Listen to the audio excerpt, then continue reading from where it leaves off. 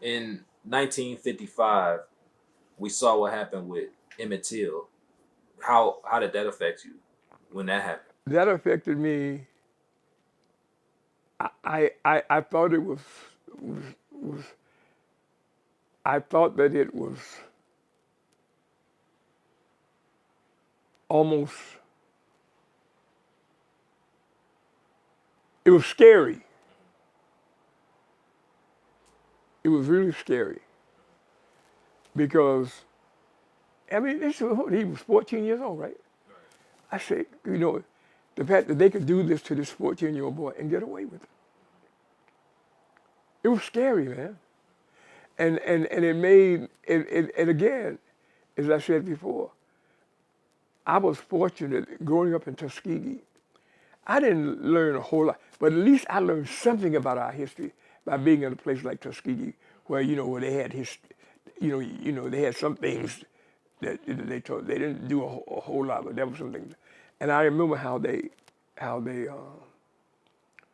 the response to that Emmett Till thing, man, was like, this was absolute, this was murder. And I never forget that that what that did to some of the people. I saw my mother and other women cry about what happened to Emmett Till. My mom cried. She and a couple some of her friends when they heard about it, they cried. And of course they hugged us and because they were and of course they didn't want us doing too much talking about because they were afraid somebody else talking be ready to beat us up or something. I mean that's how vicious it was. We were not supposed to talk about it, out in the we could talk about it with the family and among people that that we knew, but we don't want you out there in those streets talking about that like that because those white folks might hear them, they might come and want to beat you up.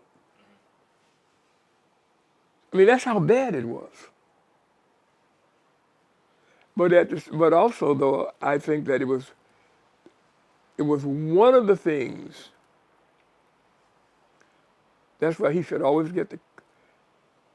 his name should never always be a part of our history.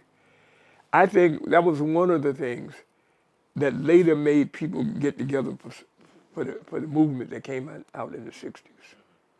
I really do. What were your thoughts on the Black Panther Party? The Black Panther Party, I thought they did some good things, but I thought to me they were not I guess ethnic enough for me. In what way? Uh, they had a tendency. See, one of the things I learned from Brother Malcolm: don't just say anything and everything that comes to your mind. Be careful, because they can take stuff that you just lump you off your mouth and use it to keep you. They know they have a weak case, but they can keep you tied up in the courts, spending money in court, spending time in court. And the Panthers and me just never learned that, and they got themselves into a, a lot of trouble, not for the good things they did, but for some of the other stuff that they it really wasn't that. But they didn't know how to be quiet, man. So they would get them into and entice them into saying things that they could pick them up for,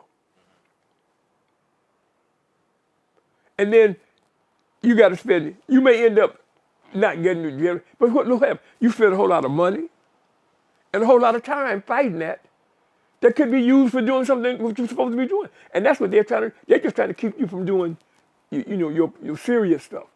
So so they make you fight because you call somebody a name so they got you fighting for that. Or you did so and so, so, so, so, so, so, so, so.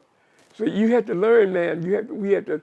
The Panthers to me never learned how to not be goaded into just saying things that could get them, in a whole lot of trouble.